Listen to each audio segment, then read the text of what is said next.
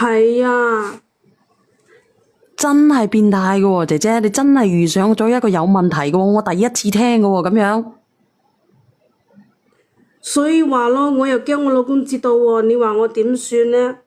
呢段時間咁長時間咯，我都屈住，所以今晚上嚟同你傾下偈咯，睇下有咩辦法可以解決到咯。你話有咩辦法啊？直播間嘅朋友仔有乜嘢辦法啦？你哋有冇辦法啦？有辦法嘅連下上嚟啊！有冇辦法啦？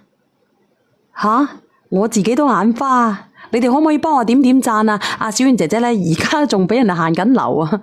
啊，有冇辦法啊？你係遇人不淑，係唔係啊？有冇人連上嚟？有冇人連上嚟？幫我點點讚先，幫我點點讚先。呢個朋友仔話：咁你老公，你而家你老公係乜都唔知㗎，係咪啊？係，佢依家仲未知。咁如果我唔應承佢嘅話，佢就爆俾我老公知。咁佢暫時應該唔會爆俾你老公知啩？咁我就要聽佢嘅咯。你諗下，佢影低我咁多相，仲有我哋兩個喺埋一齊嗰啲相，你諗下幾變態？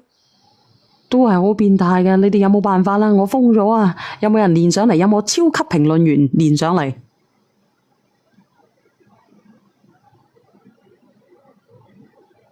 喂，死啦！嗱，我都話俾人哋 cut 咗落去㗎啦。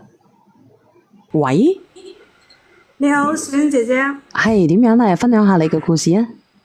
係我係啱先上嚟嗰個啊。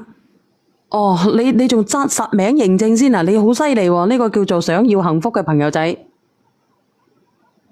喂，喂，聽到？聽到吓，你唔係匿名連咪㗎吓，你自己注意要改翻個名啊！明白。明白㗎係咪？你而家要我俾啲咩意見你啊？咁你啱先已經聽到啦，我依家點算呢？你而家點算啊？直播間嘅朋友仔，因為我而家封咗號，有冇人連上嚟？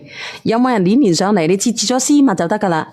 你設置咗私密就得㗎啦。呢個男人嘅心態好簡單，佢想獨佔你、佔有你，佢已經好瘋狂咁樣咧，佢諗住據為己有㗎啦。你自己都知道啦。嗯，係咪啊？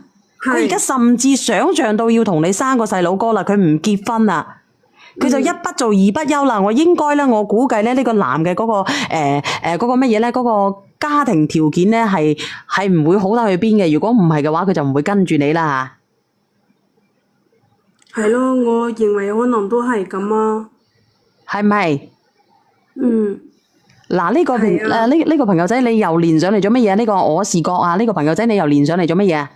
喂，呢個姐姐你又連上嚟做乜嘢啊？報警啦！吓？報警啦！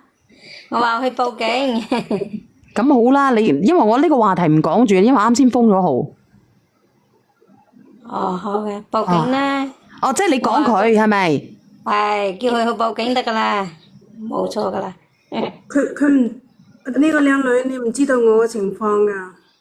你咩狀況啊？即係我啱先已經同你講咗啦，佢 keep 有我哋之間所有嗰啲相，所有嗰咁咪啲啱咯，咁咪去報警咯，自就係咯，俾佢揸住把柄咪去報警咯。如果唔報警，你一世都俾佢揸住嗰把柄。仲有一個問題，我唔想離婚㗎。你知道啦， OK 如果報俾毛子叔叔聽知道嘅話，咁等於呢件事已經全部公諸於世。咁我老公都知道，我唔想失去我老公，我唔想失去呢個家庭。下邊呢個匿名連麥嘅係邊個嚟㗎？喂，我再連呢個吓。喂，喂，係嗰個姐姐仔係頭先講話個老公同佢即係做嘢分開，跟住識咗個同事嗰個嚟㗎嘛？係。其實你而家嗰個男人即係威脅你，你只有面對嘅就係你一定要俾你老公知道，遲早佢都會同你老公講㗎，呢個係冇得避㗎啦你係想俾佢一直威脅啊，定係你想解放你自己啊？我唔想離婚。你唔想離婚你就